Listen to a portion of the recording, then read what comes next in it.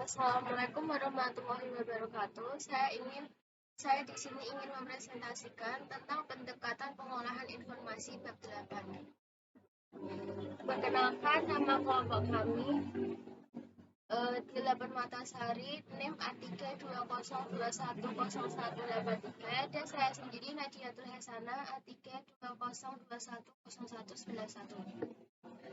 Materi yang akan kita bahas yaitu nomor 1, sifat pendekatan pengolahan informasi, 2, attention atau perhatian, 3, memori atau ingatan, 4, expertise atau keahlian, yang kelima, metakognitif. Yang pertama, sifat pendekatan pengolahan informasi. Pendekatan pengolahan informasi menurut anak-anak mengembangkan kapasitas yang meningkat secara bertahap untuk memproses informasi yang memungkinkan mereka memperoleh pengetahuan dan keterampilan yang semakin kompleks. Pendekatan pengolahan informasi menekankan bahwa anak-anak memanipulasi informasi, memantaunya, dan menyusun strategi tentangnya. Inti dari pendekatan ini adalah proses kognitif seperti perhatian, memori, dan pemikiran. Sumber kognitif, kapasitas dan kecepatan pengolahan informasi. Saat anak-anak tumbuh dan dewasa, kemampuan pengolahan informasi mereka meningkat. Perubahan ini kemungkinan besar dipengaruhi oleh peningkatan kapasitas dan kecepatan pengolahan. Kedua karakteristik ini sering disebut sebagai sumber daya kognitif, yang diusulkan memiliki pengaruh penting pada memori dan pemecahan masalah. Sebagian besar psikologi pengolahan informasi berpendapat bahwa peningkatan kapasitas juga meningkatkan pengolahan informasi. Misalnya, ketika kapasitas pengolahan informasi anak-anak meningkat, mereka mungkin dapat mengingat beberapa dimensi dari suatu topik atau masalah secara bersamaan. Sedangkan anak-anak yang lebih muda lebih cenderung untuk fokus hanya pada satu dimensi. Istilah psikologi kognitif menjadi label untuk pendekatan yang berusaha menjelaskan perilaku dengan memeriksa proses mental. Psikologi kognitif sering menggambar analogi ke komputer untuk membantu menjelaskan hubungan antara kognisi dan otak. Meskipun komputer dan perangkat lunak bukanlah analogi yang sempurna untuk otak dan aktivitas kognitif, namun perbandingan tersebut berkontribusi pada pemikiran kita tentang pikiran anak sebagai sistem pemrosesan informasi yang aktif. Robert Ziegler, 3 mekanisme bekerja sama untuk menciptakan perubahan dalam keterampilan kognitif anak, yaitu encoding, proses di mana informasi disimpan dalam memori. Yang kedua, otomatisitas, mengacu pada kemampuan untuk memproses informasi dengan sedikit atau tanpa usaha. Yang ketiga, konstruksi strategi, pembuatan prosedur baru untuk memproses informasi. Selain mekanisme perubahan ini, pemrosesan informasi anak-anak ditandai dengan modifikasi diri. Artinya, anak-anak belajar menggunakan apa yang telah mereka pelajari dalam keadaan sebelumnya untuk menyesuaikan tanggapan mereka terhadap situasi baru. Bab kedua yaitu attention atau perhatian. Yang akan kita bahas, apa itu perhatian dan bagaimana perubahan perkembangan itu. Yang pertama, apa itu perhatian? Perhatian adalah pemusatan sumber daya mental. Namun, pada suatu waktu, anak-anak seperti halnya orang dewasa hanya dapat memperhatikan sejumlah informasi yang terbatas. Mereka mengalokasikan perhatian mereka dengan cara yang berbeda. Psikolog telah memberi label jenis alokasi ini sebagai perhatian selektif, perhatian terbagi, perhatian berkelanjutan, dan perhatian eksekutif. Macam-macam perhatian.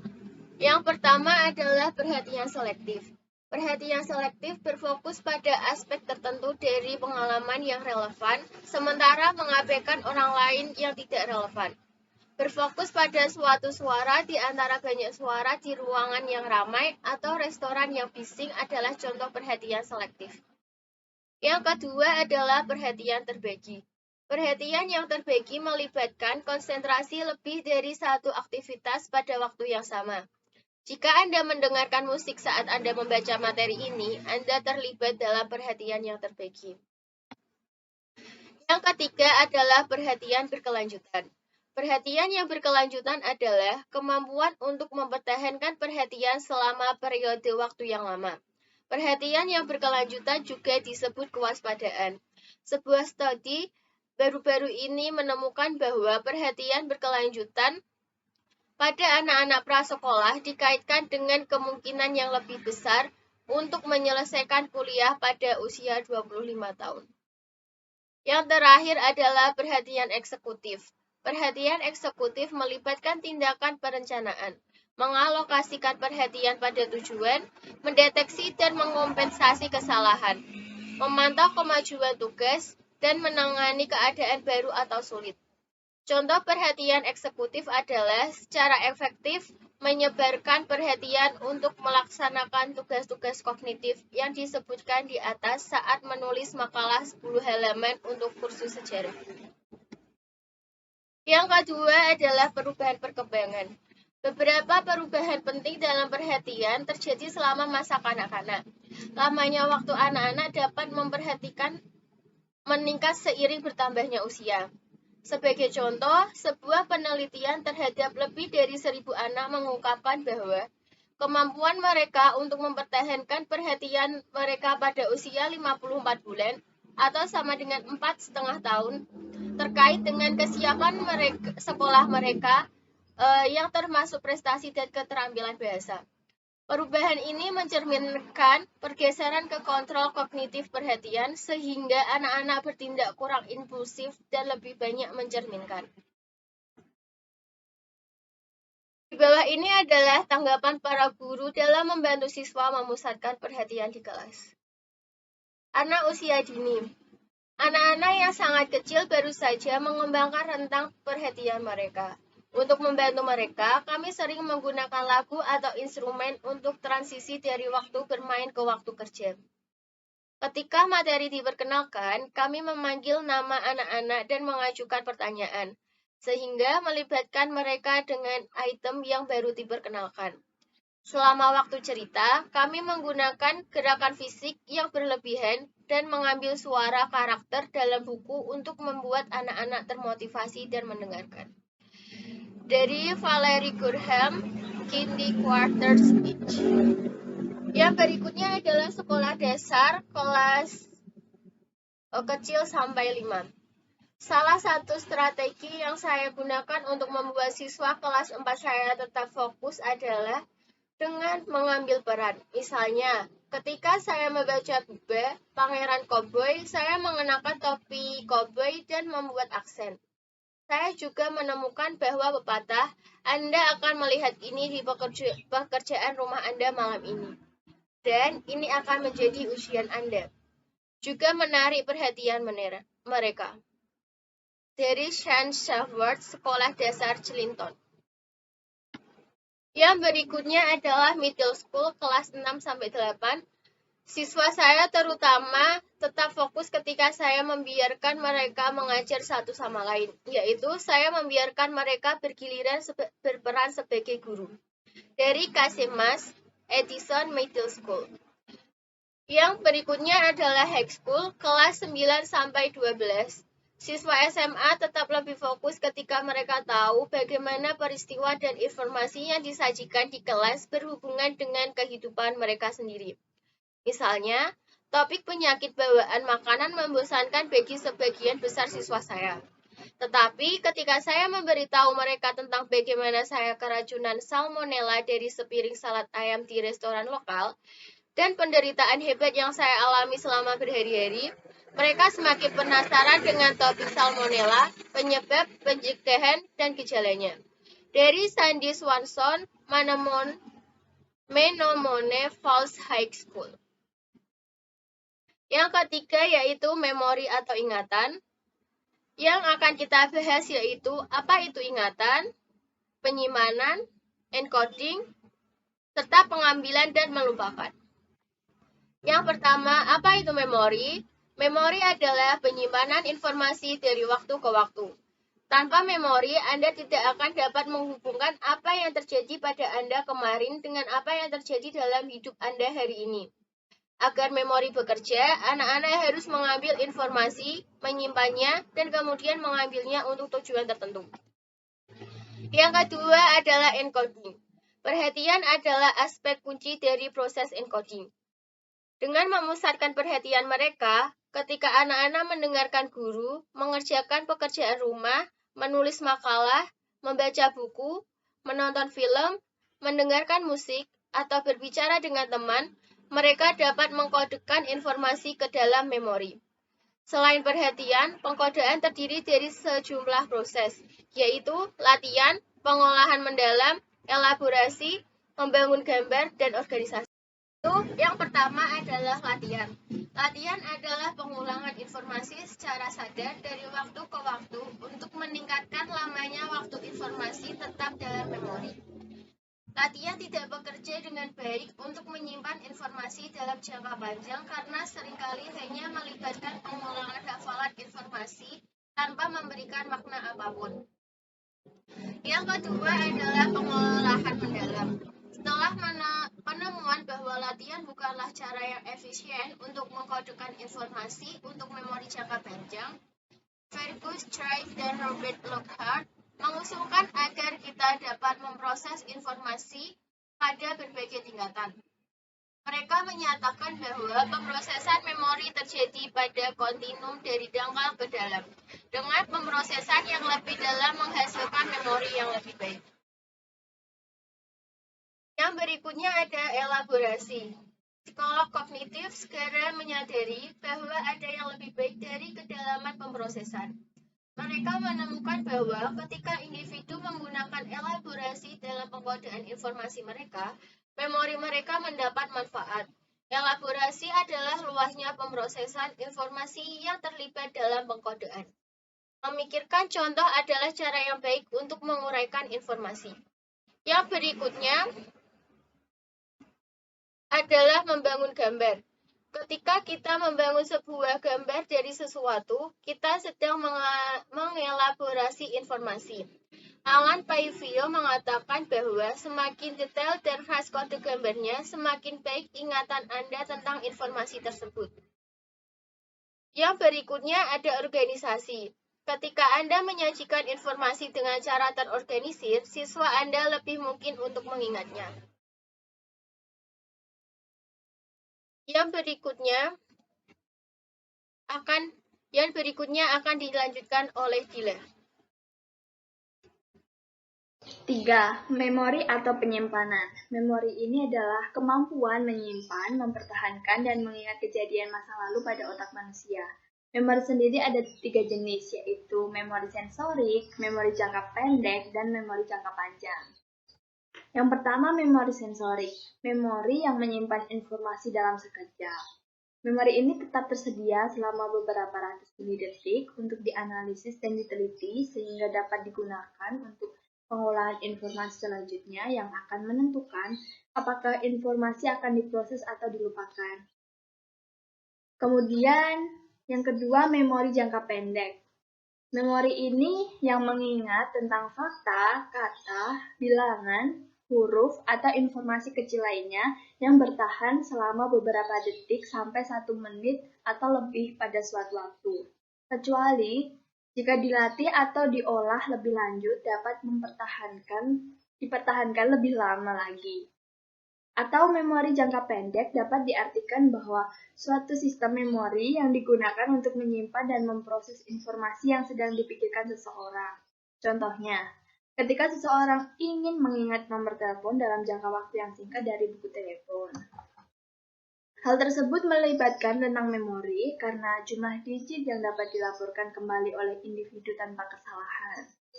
Tentang memori akan meningkat seiring bertambahnya usia.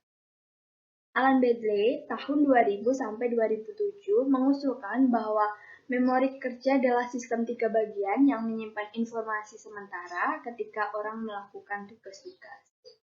Memori kerja semacam mental di mana informasi dimanipulasi dan dirakit untuk membantu kita membuat keputusan, memecahkan masalah, dan memahami bahasa lisan dan tertulis. Memori kerja memiliki komponen, yaitu putaran fonologis yang berfungsi untuk menyimpan informasi singkat mengenai ucapan tentang bunyi bahasa. Kemudian memori kerja visual spasial yang berfungsi sebagai menyimpan informasi visual dan spasial. Dan yang terakhir adalah para eksekutif pusat yang mengintegrasikan informasi tidak hanya dari lingkaran fonologis dan ingatan kerja visual spasial, tetapi juga memori panjang. Kemudian, yang ketiga, memori jangka panjang. Memori jangka panjang ini adalah memori yang menyimpan informasi dengan jangka waktu yang lebih panjang dan permanen. Memori jangka panjang ini memiliki beberapa jenis, yaitu memori deklaratif dan non-deklaratif, kemudian memori episodik dan semantik. Untuk memori deklaratif ini adalah ingatan yang dapat dikendalikan secara sadar, sengaja, dan fleksibel. Contohnya ketika kita memikirkan suatu kejadian fakta yang pernah kita alami. Kemudian memori non-deklarasi. Memori ini adalah sebuah sistem memori yang mempengaruhi persepsi dan tingkah laku individu tanpa melihat pengetahuan, kesadaran, ataupun keinginan. Kemudian memori episodik. Memori ini adalah memori yang menyimpan informasi mengenai kejadian atau pengalaman pribadi. Misalnya pengalaman masa kecil, mengingat film yang ditonton minggu lalu, atau nama buku yang disarankan oleh dosen atau lain sebagainya. Kemudian yang terakhir adalah memori semantik.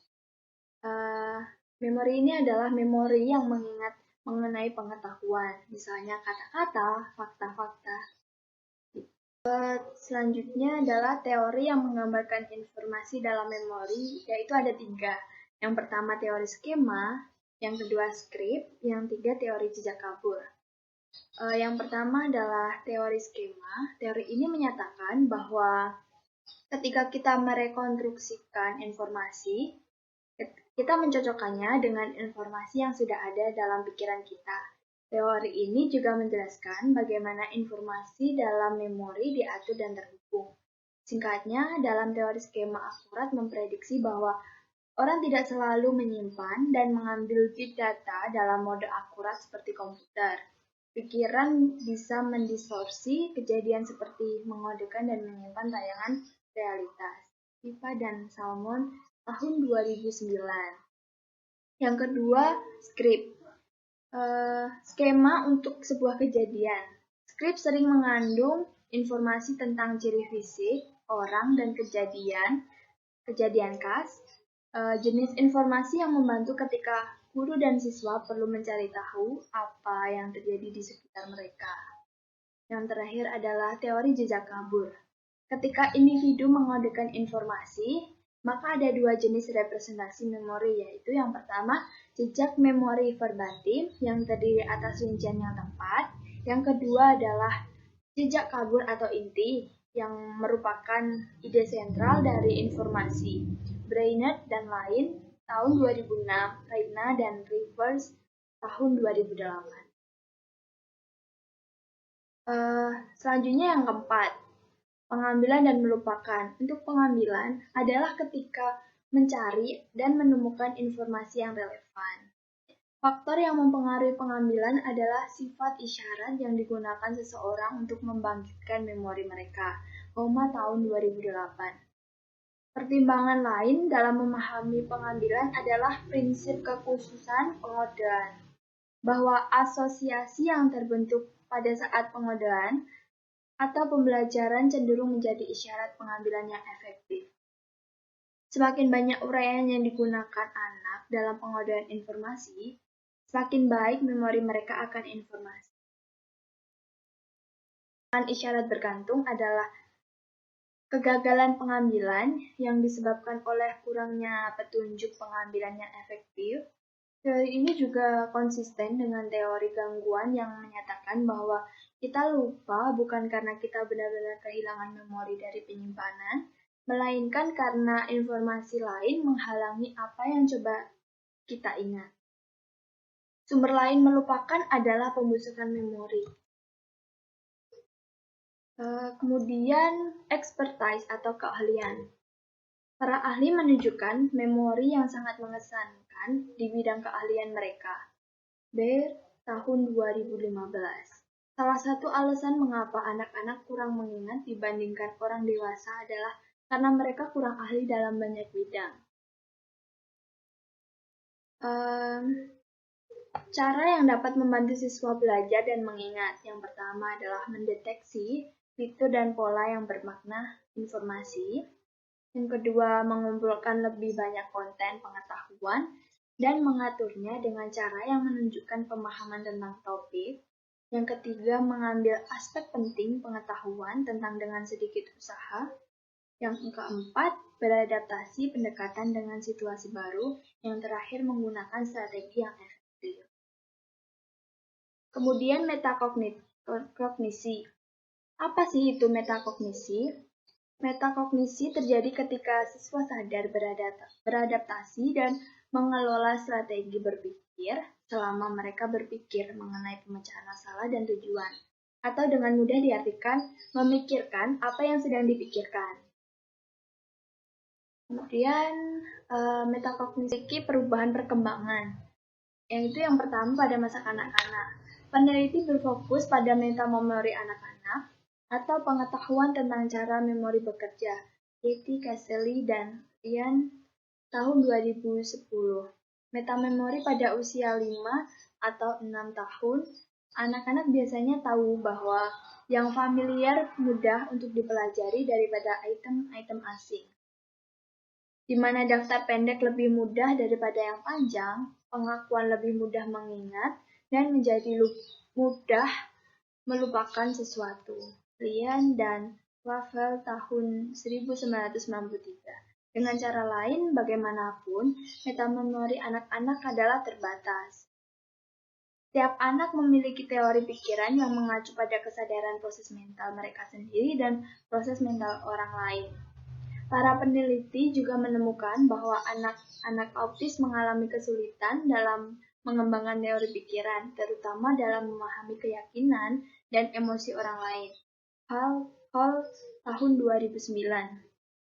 Terkadang, hal ini disebut sebagai kebutaan pikiran. Jurassic tahun 2006.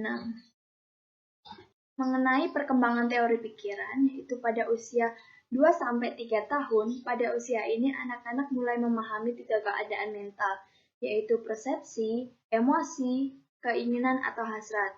Untuk persepsi, anak dapat menyadari bahwa orang lain melihat apa yang ada di depannya belum tentu sama dengan apa yang dilihatnya.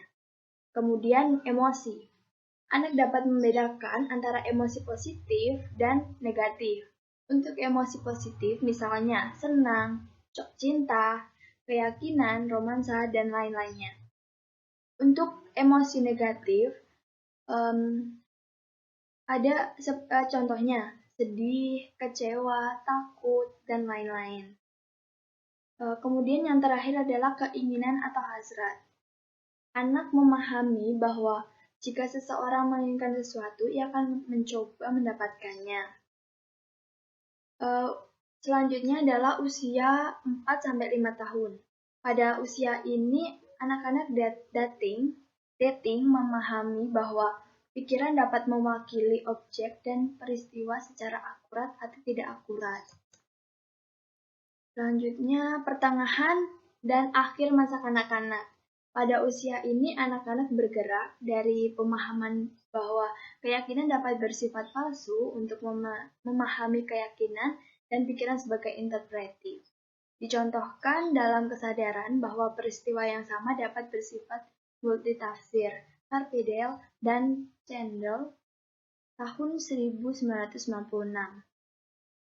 Kemudian yang terakhir adalah pada masa remaja. Pada usia ini memiliki lebih banyak sumber daya yang tersedia bagi mereka daripada anak-anak. Dan mereka lebih terampil dalam mengarahkan sumber daya. Remaja memiliki tingkat pemahaman meta-tingkat yang lebih baik dari strategi, yaitu mengetahui strategi terbaik untuk digunakan dan kapan harus menggunakannya dalam melakukan tugas belajar. Tahun 2009. Kemudian yang B, model pemrosesan informasi yang baik. Anak-anak diajarkan oleh orang tua atau guru untuk menggunakan strategi tertentu. Guru dapat menunjukkan persamaan dan perbedaan dalam beberapa strategi dalam domain tertentu. Pada titik ini, siswa mengakui keunggulan umum menggunakan strategi yang menghasilkan pengetahuan strategi umum. Yang selanjutnya adalah C, strategi dan regulasi metakognitif. Strategi dan perencanaan yang efektif untuk memecahkan masalah.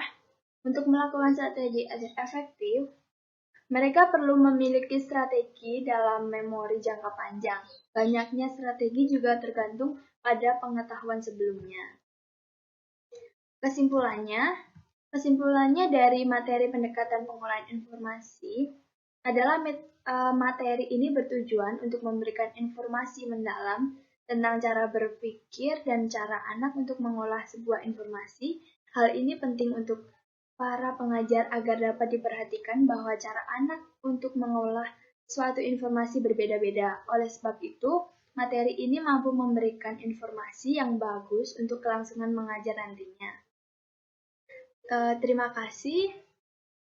Sekian dari kelompok kami. Apabila ada kesalahan kata, mohon maaf. Wassalamualaikum warahmatullahi wabarakatuh.